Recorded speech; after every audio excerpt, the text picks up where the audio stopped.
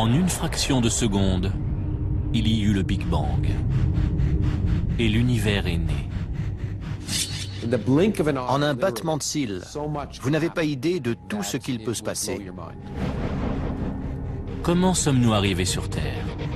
Et de quoi est fait l'univers? Le mystère de la création, le mystère de la vie tient tout entier dans cette première seconde.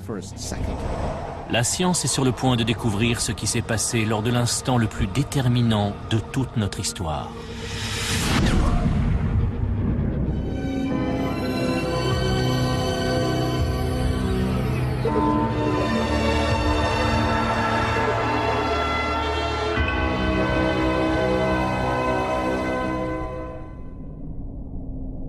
Au commencement, il n'y a rien.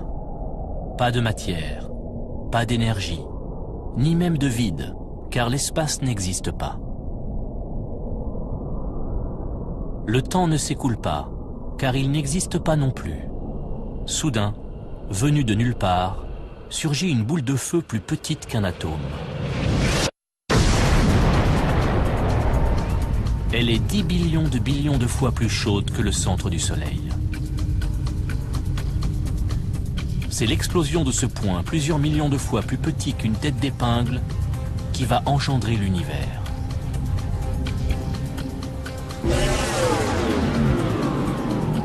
Le temps commence à se dérouler. En l'espace d'une seconde, le cosmos tout entier se profile. Comment est-ce arrivé? C'est le plus grand mystère de tous les temps. Le professeur Lawrence Krauss a consacré toute sa carrière à étudier cette première seconde qui a suivi le Big Bang. Pour bien comprendre notre place dans l'univers, il nous faut revenir au tout début et à comment tout ça s'est formé.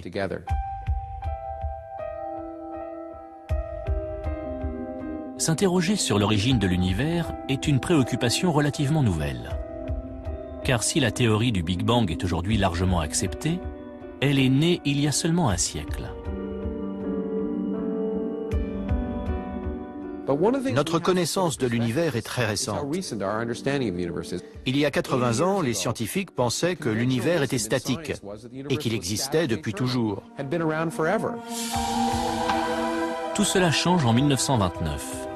À l'observatoire du mont Wilson, en Californie, l'astronome Edwin Hubble étudie la lumière émise par les galaxies. Il constate que plus une galaxie est éloignée, plus la longueur d'onde de la lumière qu'elle émet est grande. Plus les ondes lumineuses voyagent, plus elles s'étirent, et par conséquent, leur longueur d'onde se modifie. Le même principe s'applique aux ondes sonores. Plus un train approche, plus son sifflet paraît aigu.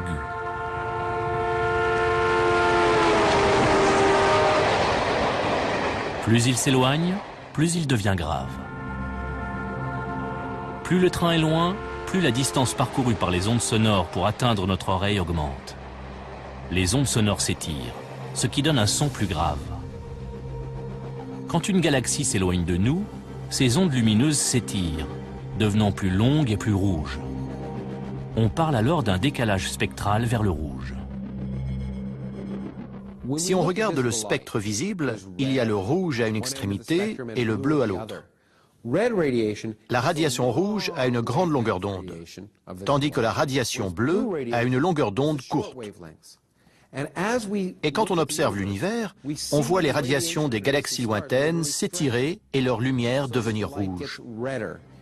Et plus on regarde loin, plus c'est rouge.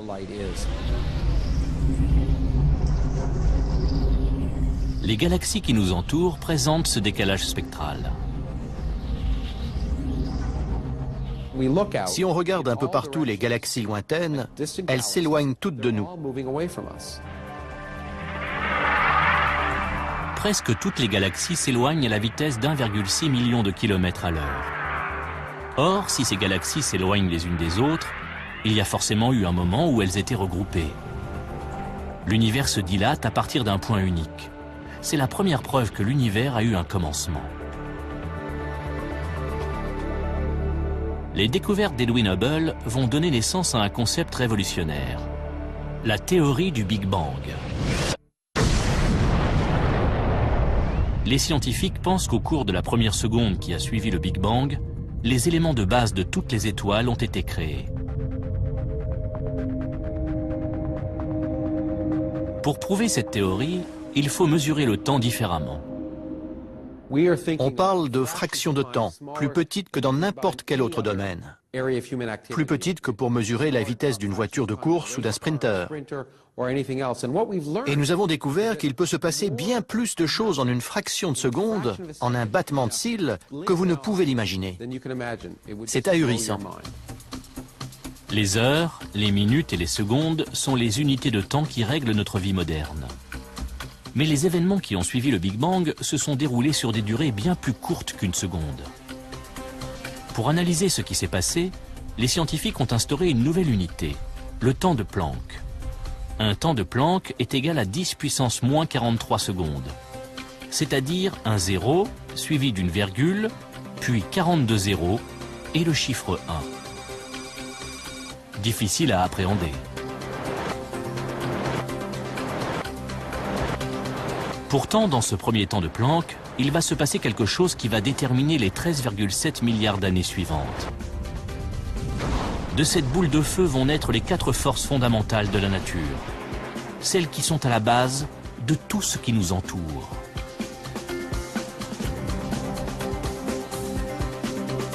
La gravité est à l'origine de la formation des étoiles et des planètes.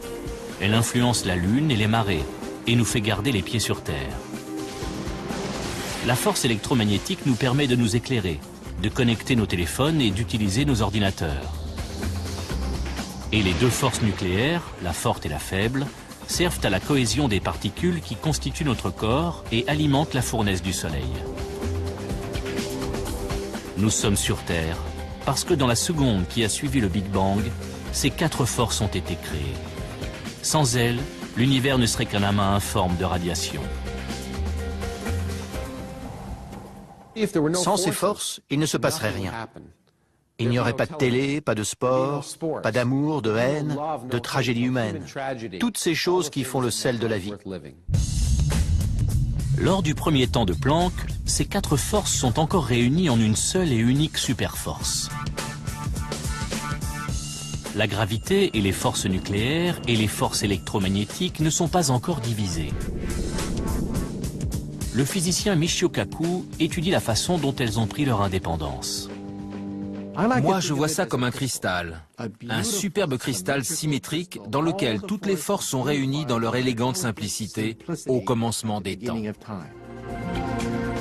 Lorsque l'horloge cosmique avance d'un temps de Planck, l'univers, qui n'est encore qu'une minuscule boule de feu, se dilate brutalement. Les 4 forces commencent à se séparer, comme si on refroidissait brusquement un cristal chauffé à blanc. Des fissures apparaissent. Il se brise en 4. Le premier morceau qui se détache est la gravité. Ensuite, les forces nucléaires se séparent. Et finalement, la superforce se transforme en fragments de pierres précieuses. Ces 4 fragments sont toujours à l'œuvre. La gravité garde la Terre en orbite. Les 2 forces nucléaires font briller le Soleil. Et le rayonnement électromagnétique donne la lumière qui baigne notre planète.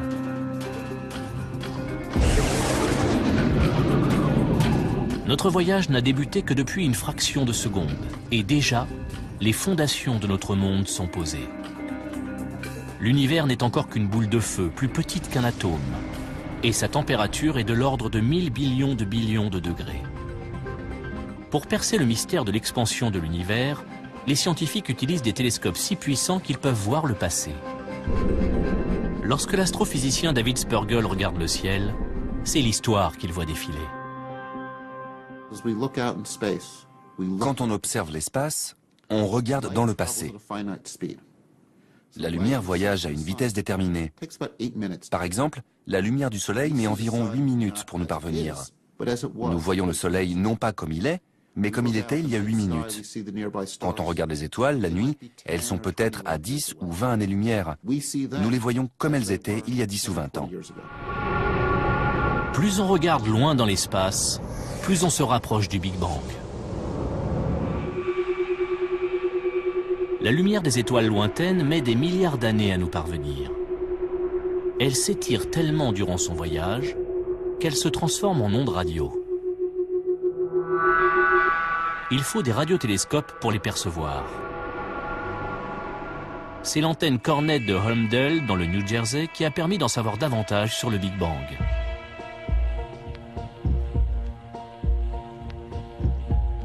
Dans les années 60, dans les laboratoires de la compagnie de téléphone Bell, Arno Penzias et Robert Wilson mesurent les ondes radio émises par des nuages de gaz dans la Voie lactée.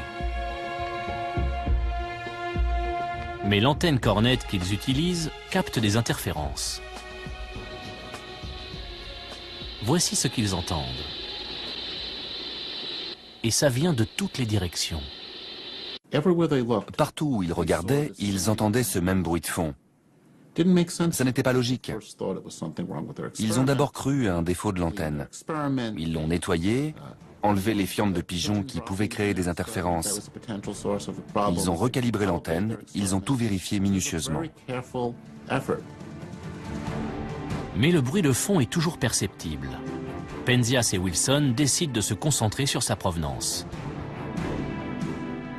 Ils ont découvert que ce rayonnement ne provenait pas de la Terre, ni de notre galaxie. Ça venait de l'espace lointain, c'était partout. Le rayonnement que perçoit leur antenne est plus ancien et plus lointain que tout ce qui a été capté jusqu'alors. Par un heureux hasard, ils rencontrent des scientifiques de l'université de Princeton qui sont à la recherche des traces du Big Bang. Ils comprennent alors que ce qu'ils entendent est un écho venu de la nuit des temps.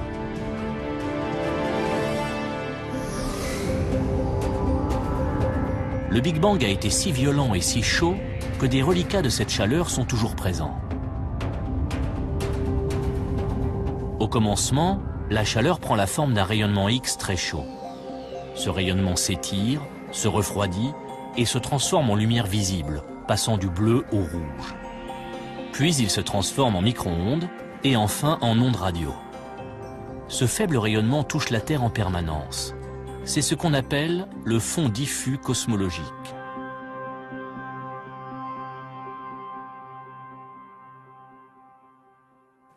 Le fond diffus cosmologique est l'écho de la création, les braises, les dernières lueurs de l'onde de choc originelle qui a donné naissance à l'univers.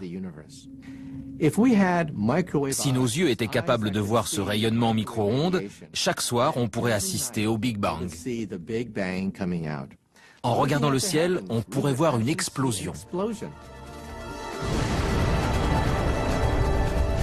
13,7 milliards d'années plus tard, il existe un moyen de voir ce rayonnement cosmique à l'œil nu.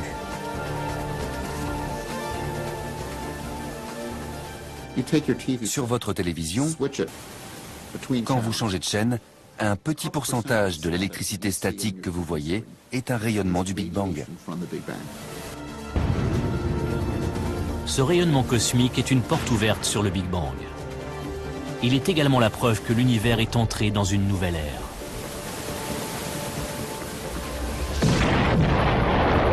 Moins d'un billionième de seconde après le Big Bang, le rayonnement cosmique est la clé qui permet de découvrir ce qui se passe ensuite.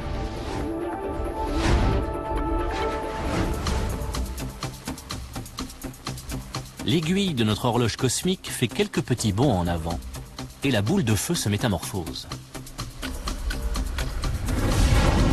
L'univers, qui était plusieurs milliards de fois plus petit qu'un atome, atteint soudain la taille d'une balle de baseball. C'est le plus fort taux d'expansion qu'il connaîtra en 13,7 milliards d'années. Les scientifiques appellent cette étape l'inflation. Et on en trouve la trace dans le rayonnement cosmique fossile du Big Bang. Tout comme la neige qui brouille votre écran, ce rayonnement cosmique semble constant et régulier. Il représente une véritable énigme pour les scientifiques. Quand on mesure le fond diffus cosmologique dans cette direction, sa température est identique à celle dans cette direction. C'est la même partout. Seule explication possible, l'univers se dilate à une vitesse incommensurablement plus grande que celle de la lumière. Lors de la phase d'inflation, l'univers enfle de manière symétrique, comme un ballon de baudruche, poussé par une énergie colossale. Imaginez que j'appuie sur un ressort. Je le comprime au maximum. Le ressort devient plus petit et emmagasine une énergie incroyable. Et quand je le relâche, il se détend d'un coup. Toute cette énergie emmagasinée permet à l'univers une expansion exponentielle. Mais si l'univers est parfaitement uniforme dès la première seconde qui suit le Big Bang, comment sont apparues les galaxies? À l'origine, les planètes et les étoiles ne sont que des amas de particules.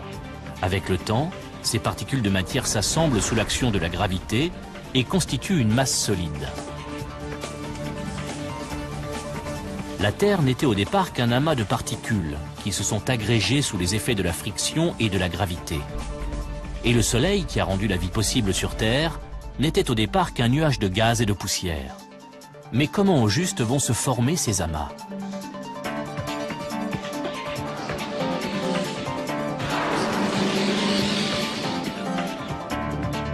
Pour tenter de comprendre la formation des étoiles et des planètes, les scientifiques de la NASA, comme David Spergel, ont développé la sonde WMAP, un satellite chargé de mesurer précisément les fluctuations de température du rayonnement cosmologique. Ce rayonnement est omniprésent, mais il est très diffus. Et pour l'observer en détail dans le ciel, il faut s'éloigner de la Terre et de toute interférence. 7, mise à feu, les signaux sont au vert. 5, La NASA lance la sonde en 2001, allumage des moteurs. Et décollage de Delta 2 et de la sonde WMAP, partie explorer le passé et le futur de notre univers. dans l'espoir qu'elle fournisse un instantané précis de l'univers dans sa première seconde. Le lancement a été un grand moment, très intense. L'avoir décollée et constater qu'elle fonctionnait, La sonde est en orbite à 1,5 million de kilomètres de la Terre. Elle est tellement sensible qu'elle peut mesurer la température du rayonnement cosmique à 1 millionième de degré près. Pendant 5 ans, WMAP va analyser le ciel dans ses moindres détails. elle est en orbite, avec la Terre et le Soleil derrière elle, dirigés vers l'espace. Le satellite tourne très rapidement. La sonde couvre un tiers de la voûte céleste toutes les heures et dresse une cartographie du rayonnement fossile. La sonde suit la Terre dans son orbite autour du Soleil et enregistre les températures de la voûte céleste. Elle génère ensuite des cartes détaillées comme celle-ci. On y observe un phénomène étonnant. Les taches rouges et bleues dans la voûte céleste représentent de minuscules variations de température. Les petites zones bleues sont des zones où il fait quelques dizaines de millièmes de degrés plus froid. Et dans les zones rouges, il fait un peu plus chaud. On constate donc de minuscules variations de température dans le ciel. La sonde nous montre l'univers tel qu'il était il y a plus de 13 milliards d'années. L'univers continue de se dilater, et ces minuscules variations vont se transformer en amas de particules qui vont grandir sous l'effet de la gravité et devenir suffisamment denses pour donner naissance à des étoiles et des galaxies. C'est le rêve de tous ceux qui embrassent une carrière scientifique. Voir des choses que personne n'avait jamais vues. Apprendre des choses passionnantes sur des questions fondamentales comme de quoi est fait l'univers? Que s'est-il passé au tout début? Voici une carte de l'univers dans la seconde qui a suivi le Big Bang. L'ébauche du cosmos que nous connaissons aujourd'hui. Lorsque les images du fond diffus cosmologique sont arrivées, la presse a titré « Le visage de Dieu ». Soyons réalistes, ce n'est pas le visage de Dieu, c'est en fait la photo d'un bébé, d'un univers balbutiant. Et donc la découverte du fond diffus cosmologique est vraiment l'une des découvertes scientifiques les plus importantes de tous les temps.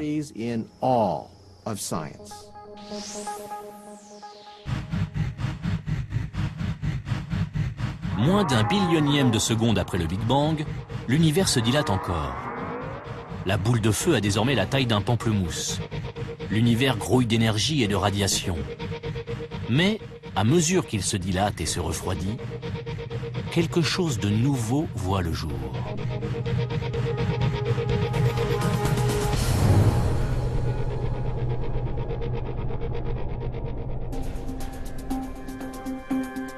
À peine une fraction de seconde après le Big Bang, le destin du cosmos semble déjà tout tracé. Le Soleil brûle grâce à des forces apparues il y a 13,7 milliards d'années. Les étoiles et les planètes se sont formées grâce à l'expansion rapide de l'univers. La science peut relier tout ce que nous connaissons aujourd'hui à la première seconde de la création. Les humains, eux, sont apparus grâce à ce qui s'est passé durant le temps de Planck suivant. L'univers est rempli d'éléments de base qui vont former la matière. Pour l'instant, à l'échelle de notre horloge cosmique, l'univers n'est encore qu'une boule d'énergie. Comment cette énergie pure s'est-elle transformée en matière? Tout ce qui nous entoure est fait de matière.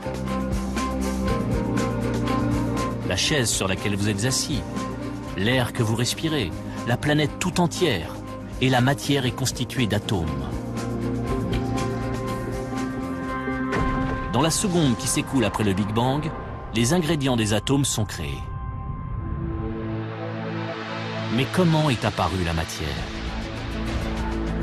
La question est longtemps restée sans réponse, jusqu'en 1905, année où Albert Einstein formule sa fameuse équation E égale mc2.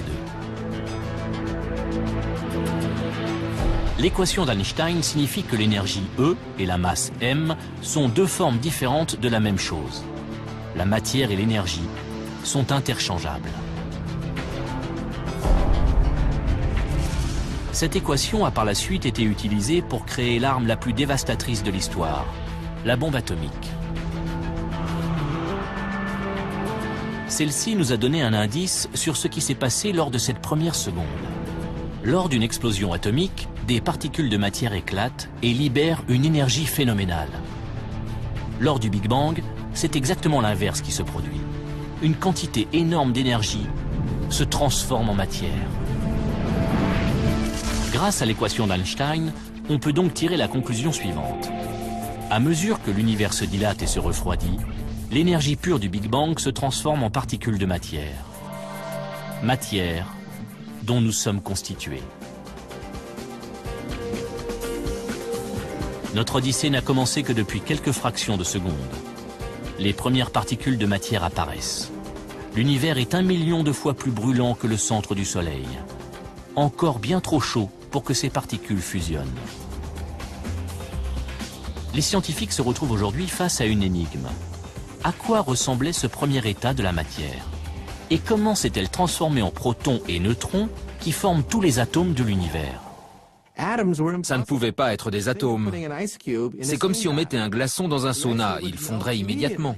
On ne peut pas avoir de glaçon dans un sauna. Voici la démonstration en images. Lorsque l'eau est suffisamment refroidie, elle devient solide. Chauffée, elle se transforme en liquide. Et si on chauffe cette eau, elle se change en gaz, en vapeur d'eau. Si on surchauffe un gaz, l'énergie dégagée fait éclater les atomes. Dans la première seconde, l'univers est tellement chaud que seuls les éléments de base des atomes peuvent y survivre. Si vous traversiez les premières secondes de l'univers, vous seriez désintégré. Vous seriez réduit en miettes et même les débris, les noyaux atomiques de votre corps se diviseraient en particules subatomiques. Il ne resterait rien de votre corps.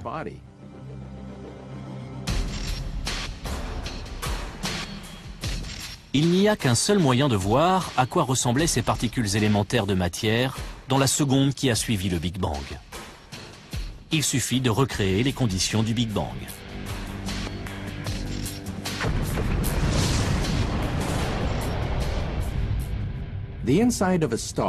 La température au cœur d'une étoile se mesure en dizaines de millions de degrés.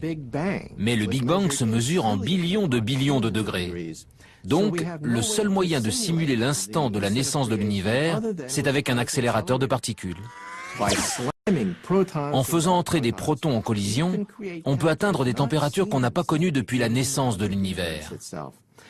L'accélérateur de particules est donc le seul gadget qui permette de simuler la genèse.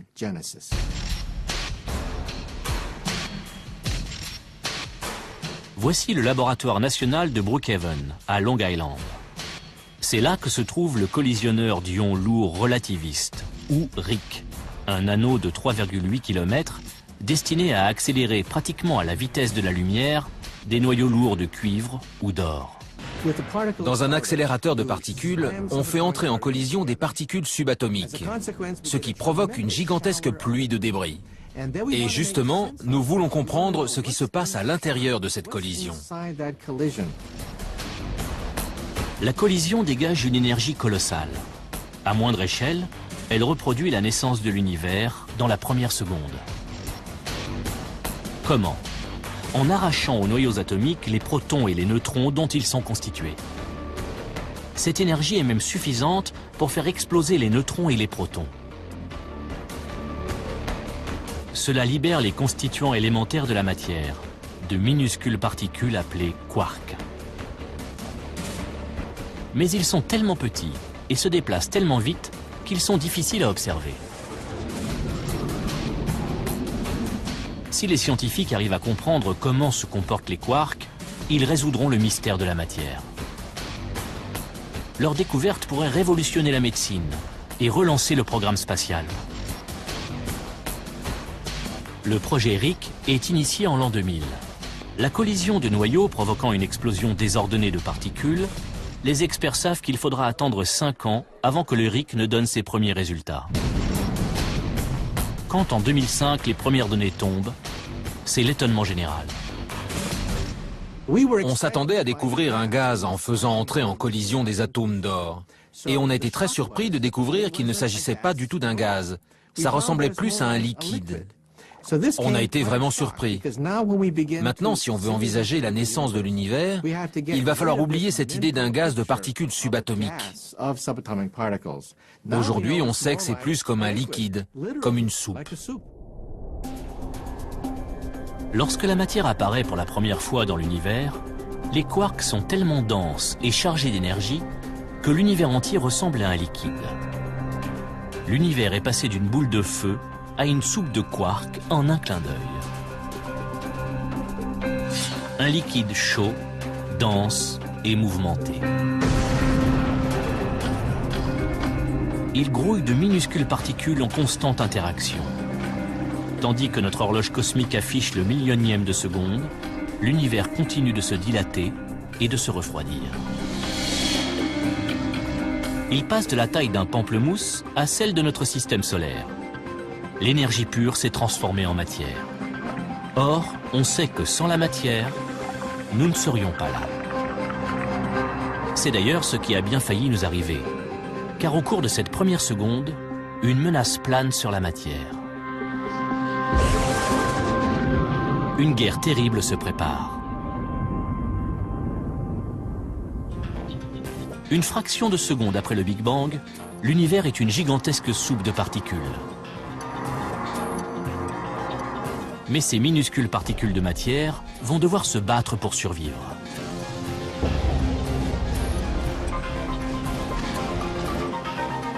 Tout ce qui nous entoure contient de la matière formée grâce à l'énergie libérée par le Big Bang.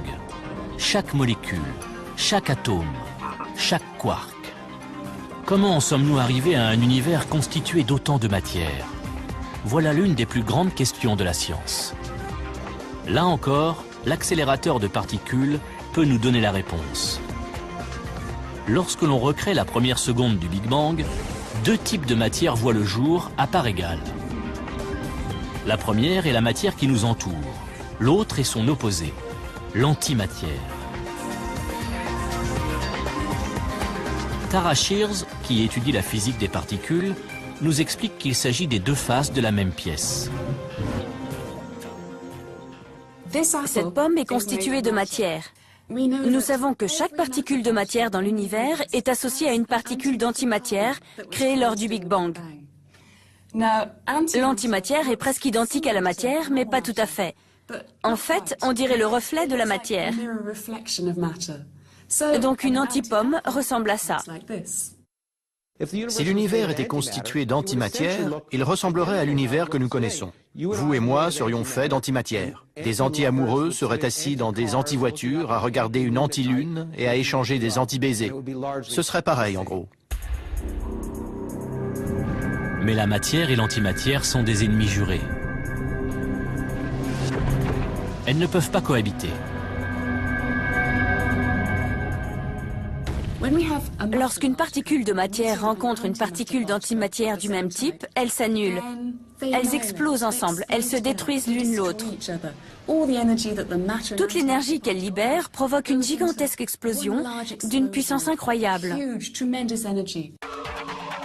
Quelques fractions de secondes après le Big Bang, l'avenir de l'univers est déjà en danger. La matière et l'antimatière se livrent un combat sans merci. L'univers est à peine né qu'il risque déjà de s'éteindre.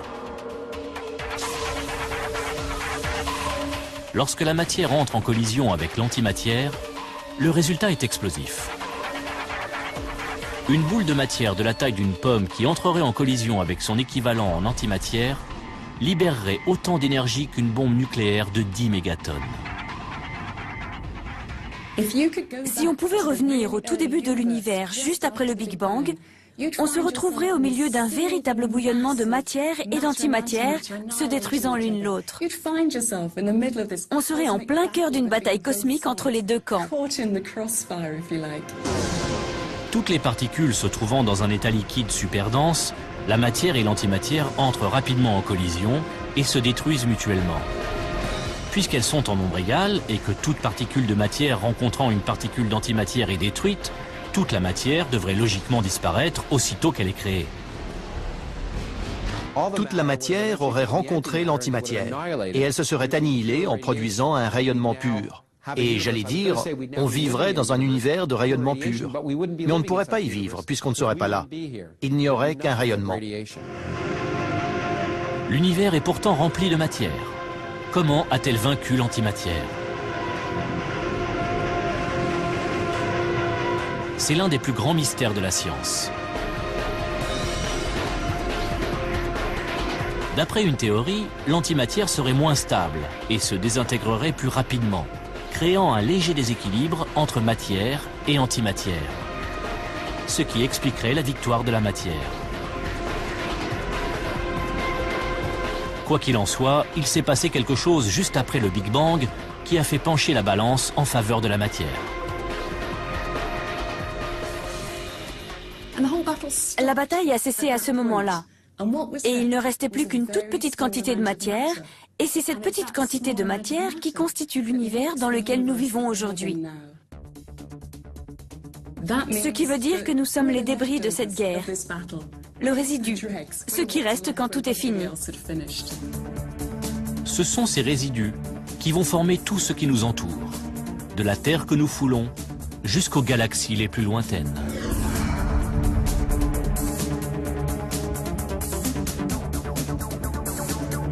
Lorsque notre horloge cosmique arrive à la fin de la première seconde, la superforce originelle s'est séparée en 4 forces distinctes.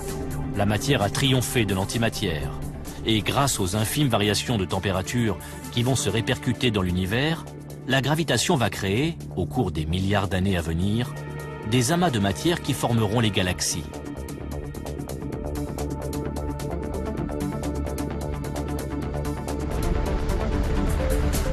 Mais un mystère reste à éclaircir, et pas des moindres.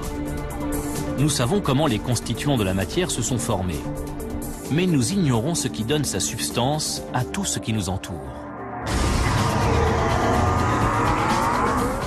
Nous avons progressé, mais il manque une pièce du puzzle. Qu'est-ce qui confère à chaque chose sa masse dans l'univers? La masse d'un corps est ce qui le rend difficile à déplacer ou arrêter.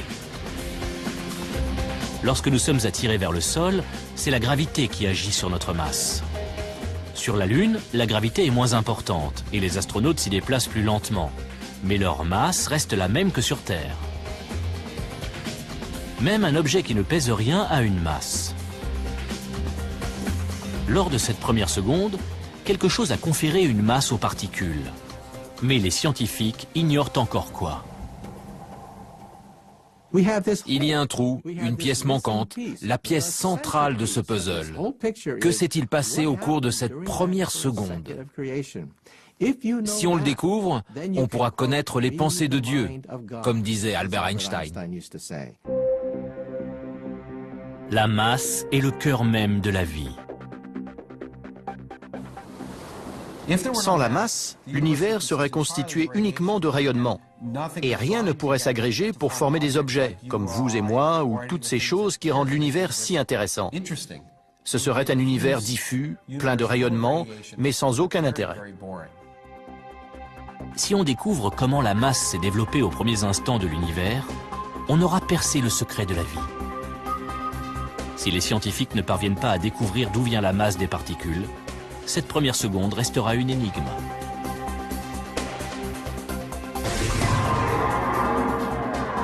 Notre périple est presque terminé. Et pourtant, il nous manque toujours une information cruciale. Cette question a intrigué les scientifiques pendant des décennies. Puis, en 1964, à l'université d'Édimbourg, le physicien Peter Higgs a proposé une théorie révolutionnaire. Selon Higgs, un champ de force invisible aurait balayé l'univers dans ses premiers instants, conférant une masse aux particules. C'est ce qu'on appelle le champ de Higgs. Lorsque les particules entrent en contact avec ce champ, elles acquièrent une masse. Imaginons que je suis en voiture et que je tombe en panne d'essence. Si je la pousse, je vais réussir à la faire avancer. Mais si elle roule dans de la boue, elle va me sembler plus lourde. Je ne vais plus y arriver.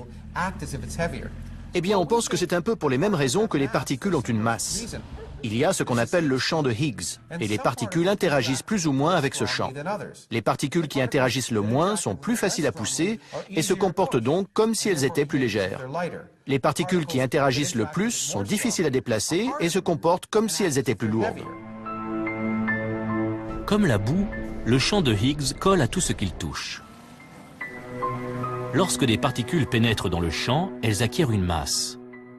Plus elles interagissent avec le champ, plus leur masse est importante. Les scientifiques pensent que le champ de Higgs a pour vecteur une particule spéciale. La presse l'a baptisée la particule de Dieu. Les scientifiques l'appellent le boson de Higgs. L'identification de cette particule pourrait nous aider à comprendre le mystère de la création. La théorie tient la route, mais aucun accélérateur de particules n'a jamais été assez puissant pour trouver le boson de Higgs. Jusqu'à aujourd'hui.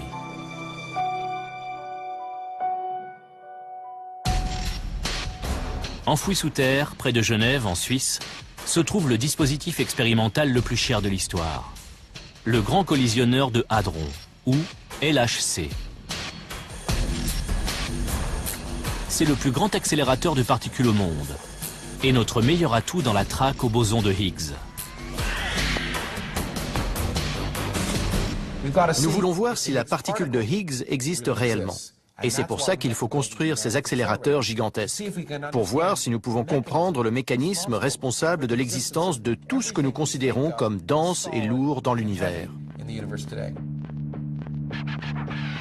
Le LHC a coûté près de 3 milliards d'euros. Sa construction a duré 14 ans et a nécessité la collaboration de 7000 scientifiques. Il a été inauguré en 2008. À une moindre échelle, il recréera les conditions qu'a connues l'univers il y a 13,7 milliards d'années. Une explosion tellement puissante qu'elle fera écho au Big Bang lui-même.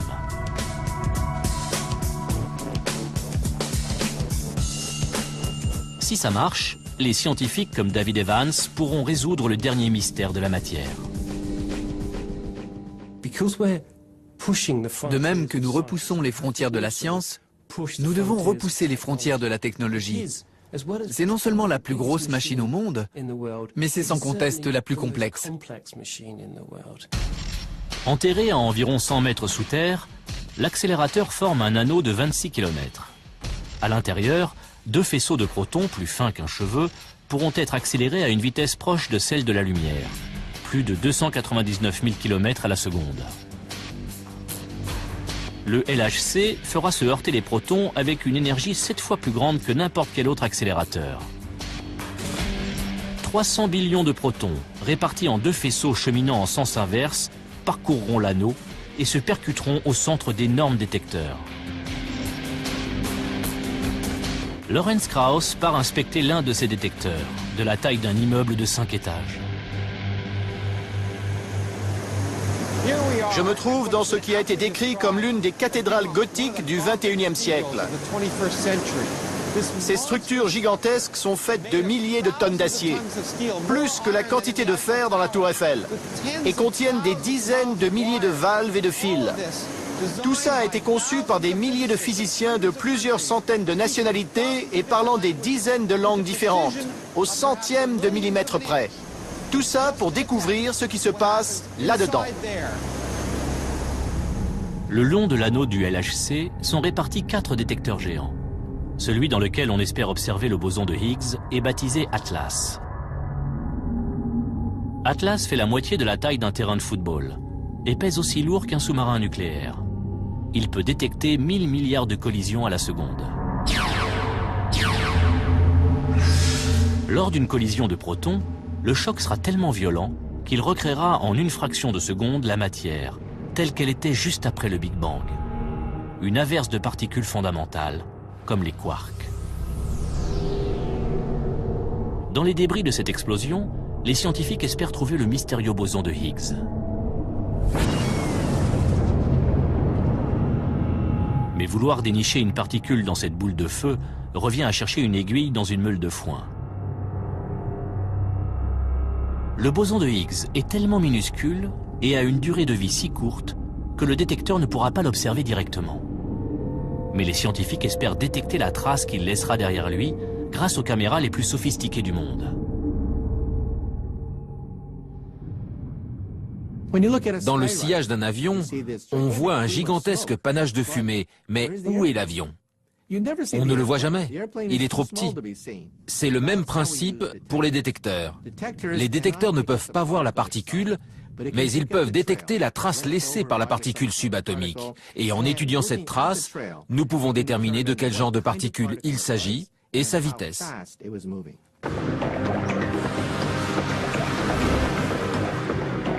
Le LHC va produire plus de données que n'importe quel autre instrument sur la planète.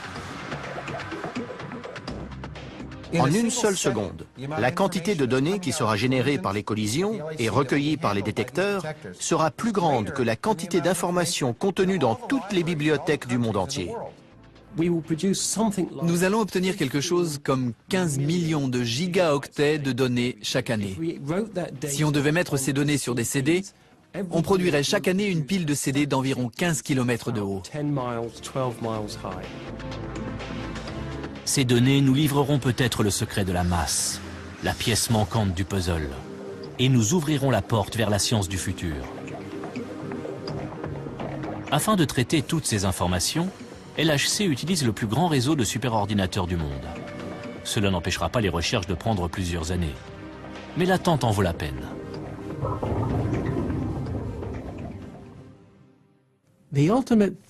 Ce qui est excitant quand on travaille dans ce domaine, c'est de savoir qu'on va découvrir une vérité universelle. Si on découvre quelque chose de primordial sur notre univers, cette découverte sera éternelle. Éternelle dans le temps, mais aussi dans l'espace. Cette expérience pourrait enfin nous révéler les vérités essentielles à la base même de notre existence. Une perspective qui met les scientifiques du monde entier en effervescence. On ne sait pas encore ce que fera le LHC. On a de grands espoirs. Ça représente plus de puissance à une échelle plus petite. Il va nous emmener là où nous ne sommes jamais allés. Ce que le LHC va nous apprendre va changer notre façon de voir la première seconde du Big Bang. Toutes les preuves indirectes que nous avons indiquent que nous allons sûrement trouver la réponse à cette question. Ce n'est pas garanti, mais pour la première fois, nous sentons que nous sommes sur le point de faire cette découverte fondamentale.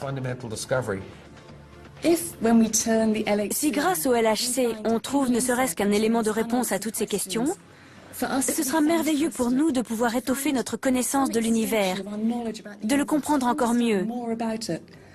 C'est le rêve de tout physicien. Dans la salle de contrôle du LHC, l'expérience la plus importante de l'histoire de la science va bientôt commencer.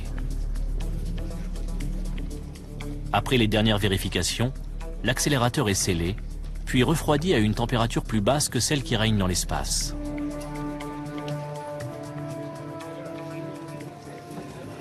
Le LHC a été conçu, il a été construit, Et aujourd'hui, nous faisons les derniers tests avant de le mettre en route. Ce que vous voyez là, c'est où on en est des tests. Et les physiciens autour de nous observent ce qui se passe sur leur écran d'ordinateur. Le LHC pourrait lever le voile sur le plus grand mystère de la vie, un peu comme si nous assistions au moment de la création.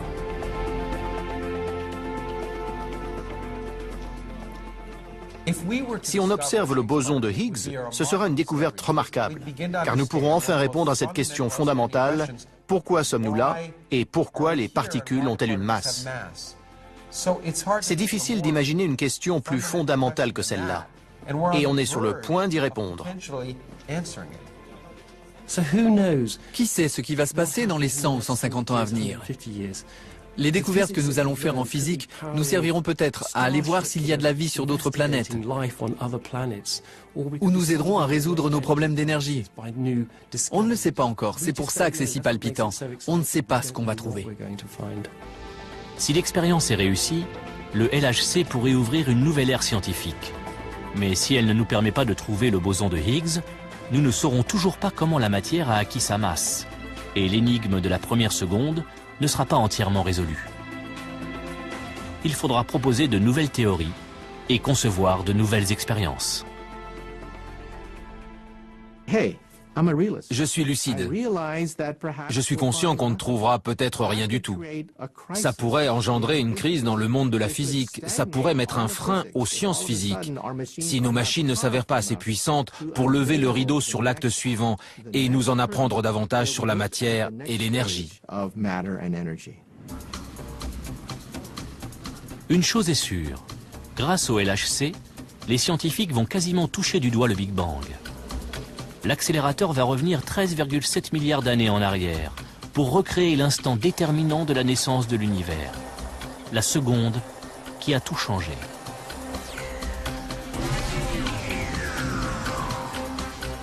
L'aiguille de notre horloge cosmique avance d'un temps de Planck supplémentaire.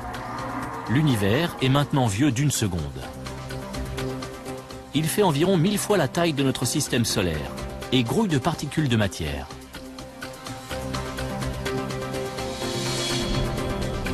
Il s'est suffisamment refroidi pour que les quarks s'assemblent 3 par 3 et forment des protons et des neutrons. Dans la grande saga de l'univers, le premier chapitre de notre histoire vient de s'ouvrir.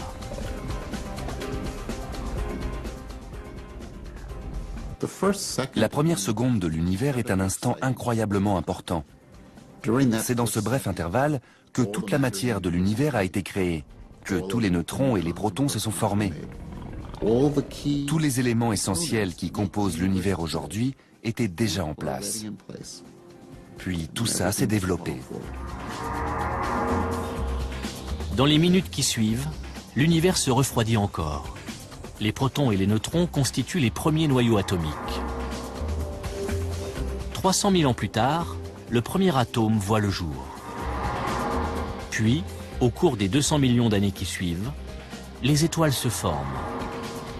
Et 1 milliard d'années plus tard, les galaxies, comme la Voie lactée, apparaissent. Plus de 9 milliards d'années après le Big Bang, la Terre se forme. Un Big Bang, une seule seconde, la genèse de notre univers.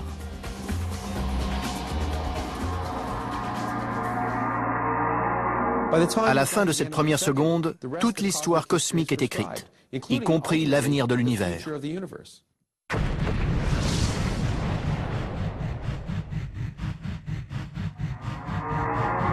Environ 13 695 millions d'années après le Big Bang, l'homme apparaît sur Terre. Une espèce suffisamment intelligente pour s'interroger sur ses origines et sur la formation de l'univers. En ce début de 21e siècle, nous sommes plus près que jamais de la réponse. Et le secret réside dans la toute première seconde.